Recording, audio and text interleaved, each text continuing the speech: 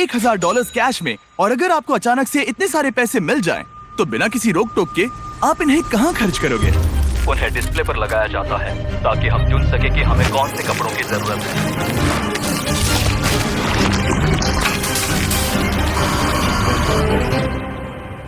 Uganda के rural इलाकों के लाखों लोगों के लिए ये पैसे अलग तरह से इस्तेमाल किए जा सकते हैं। इनमें से ज्यादातर लोग एक दिन का गुजारा सिर्फ $1 या $2 में करते हैं, जिसका मतलब है एजुकेशन लेना, एक बिजनेस शुरू करना, खुद का इलाज करवाना और इलेक्ट्रिसिटी मिलना तो यहाँ नामुमकिन सी बात है। तो मुझे लगता है सोल्यूशन आसान है, राइट? हम ये पैसे उन्हें क्यों नहीं देते? लेकिन फिर मुझे लगा इतने सारे पैसे जिन्होंने पहले कभी नहीं देखे, ऐसे लोगों को हजारों डॉलर्स देना बहुत ही गैर जिम्मेदारी होगी। इसलिए जब एक ऑर्गेनाइजेशन इस काम में मदद करने के लिए हमारे पास आई, तब एहसास हुआ कि और पता करने के लिए वहाँ जाना ही होगा। युगांडा एक खूबसूरत देश है और ये कुछ कमाल के लोगों से भरा हुआ है। पर जब भी पहली बार गिव डायरेक्टली इस प्रोग्राम के बारे में मेरे पास आए, तब मेरी शुरुआती रिएक्शन ये थी कि ये एक बहुत बुरा आइडिया है।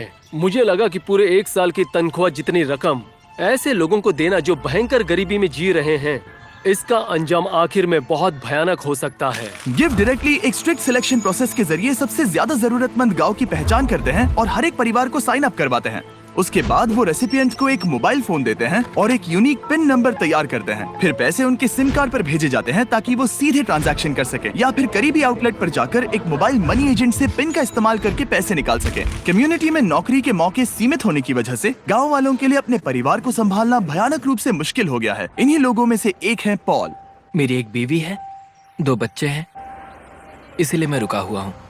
मेरा परिवार दिन में सिर्फ एक बार खाना खाता है। हम बस एक बार खाते हैं, रात के समय। हमारे सामने ये चुनौतियां हैं। अगर पॉल के पास और पैसे होते तो वो उन्हें सिर्फ यहाँ एक बिजनेस शुरू करने में नहीं लगाता, बल्कि ये भी पक्का करता कि उसे और उसके बच्चों को अच्छी एजुकेशन भी मिल सके। मेरा लक्ष्य है कि मुझे सीनियर 4 क्लास का सर्टिफिकेट मिले। शायद तब मेरी जिंदगी और बेहतर हो जाए। वो करने के बाद भयंकर गरीबी में जीने वाले लोग काफी सीमित होते हैं। दिन का ज्यादातर वक्त वो घर का काम करते हैं और गरीबी के जिस उलझे हुए जाल में वो फंसे हुए, उससे खुद को आजाद नहीं कर पाते। 1 साल पहले टियान और लोकुरे की भी यही हालत थी। बच्चों ने स्कूल आधे में छोड़ दिया था और आस पड़ोस में काम पाना उनके लिए बहुत ही मुश्किल था। लेकिन एक बार गिव डायरेक्टली से डोनेशन मिलने के बाद उनकी जिंदगियां पूरी तरह से बदल गई। उन्होंने उन पैसों से वहां एक जमीन खरीदी और अब उन्होंने खुद की फसल उगाना भी शुरू कर दिया है। उन्होंने एक आटा चक्की भी खरीदी है जिसमें वो पूरे कम्युनिटी के लिए धान पीसते हैं और थोड़ा मुनाफा कमाते हैं। अब वो उसी मुनाफे से अपने घर में एक दुकान खोलने जा रहे हैं। और उसके साथ ही अब लोकुरे ने गांव में एक फ्यूलिंग स्टेशन भी शुरू कर दिया है। ये प्रोग्राम उस बात की जिंदा मिसाल है, क्योंकि ये एक ऐसी इकोनॉमी को बढ़ावा देता है जो बिजनेसेस बनाने में मदद करती है। पर अब भी सीधे पैसे देने के आइडिया के बारे में मुझे थोड़ा डर लग रहा है। इसीलिए हम ये समझने की कोशिश कर रहे हैं कि क्या हमें किसी और तरह से मदद करने से फायदा होगा। इसलिए हम मिले सिल्वेस्टो से, जो है एक local give directly field officer. मैं इसी समुदाय से हूँ, कारामोजा में काम करता हूँ। मैं यहीं पैदा हुआ और पला बड़ा हूँ। तो अब मेरी कहानी बताता हूँ। जब मैं बड़ा हो रहा था तब मैं स्कूल में था। ये तब हुआ जब मैं सेकेंडरी स्कूल में था। आगे की पढ़ाई के लिए मेरे माता पिता पैसे नहीं जुटा पा रहे थे, तो मेरी पढ़ाई के लिए उन्हें हमारा घर बेचना पड़ा। और वो मेरे लिए मेरे सपने को बेचने जैसा था। ये मेरी यादों को बेचने जैसा था। गरीबी की बात करें तो सबसे मुश्किल गरीबी सपनों की गरीबी होती है। गिव डायरेक्टली के साथ जुड़ने के बाद एहसास हुआ कि ये उन चैरिटीज से काफी अलग है जिनके साथ मैंने पहले काम किया था। गिव डायरेक्टली हमें पैसे देते हैं और जब किसी समुदाय में पैसे जाते हैं तब उनके बिजनेस को बढ़ावा मिलता है। इन पैसों से वो अपनी जरूरतें पूरी करने में सक्षम हो जाते हैं।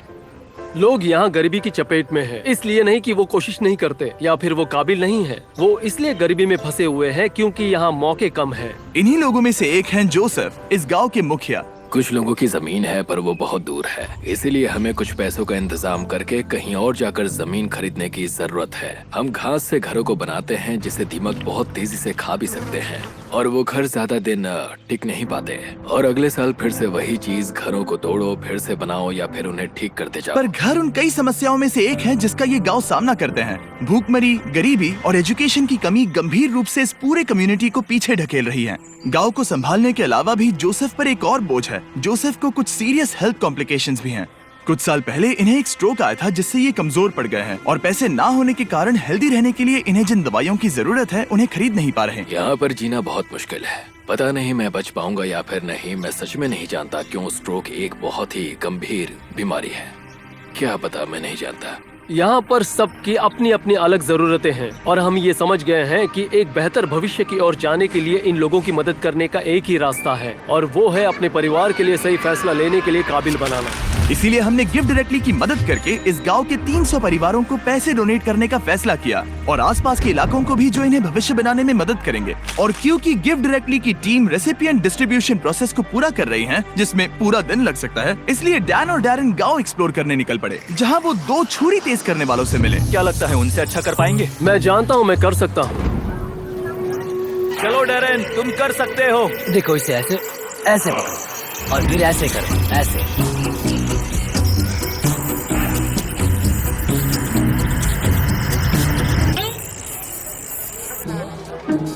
और अब होगा एक फाइनल टेस्ट। क्या वो मुर्गी लाने वाले हैं? नहीं नहीं, वो मुर्गियों को बिल्कुल नहीं लाने वाले।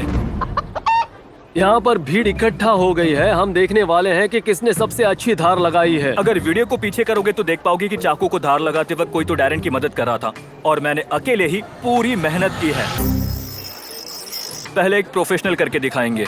हाँ ठीक है। और अब डैन और डैरेन की बारी थी। मैं हूँ चैंपियन। हाँ, तुम ही तुम एक चैंपियन। चैंपियन हो। हार माननी नहीं थी, इसीलिए डैरेन ने बदला लेने की कोशिश की। अफ्रीका में चारों ओर अपने सर पर सामान रख कर ले जाना एक आम सी बात है। डैन और मैं वो करने की कोशिश करेंगे। बाप रे। तैयार? नहीं नहीं, रुको। तुम ठीक हो? क्या तुमने हाथ हटा दिए? हाँ। तुम ये कैसे कर रहे हो? ठीक है। तैयार हो? ओ, मैं जीत गया। अरे यार, ओके। डैरेन इस बार जीत गया और इसका बैग। तुम ये कैसे कर रहे हो?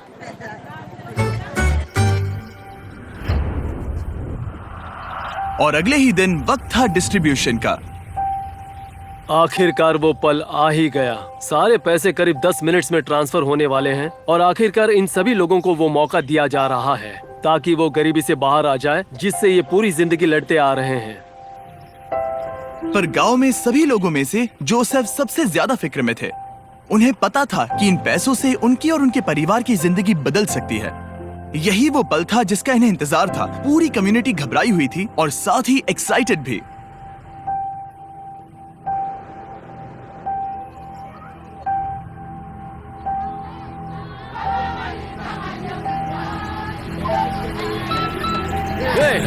यस।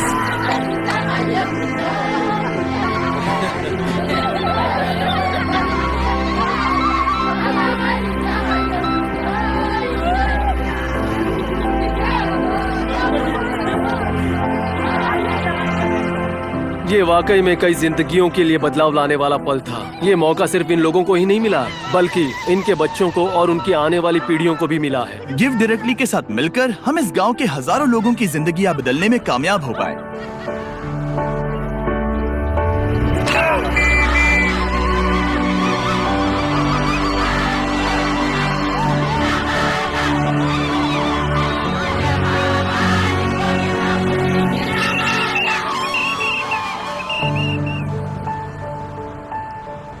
वो टेक्स्ट मैसेज मिलने के बाद अब वक्त था इन रेसिपिएंट्स के पैसे निकालने का।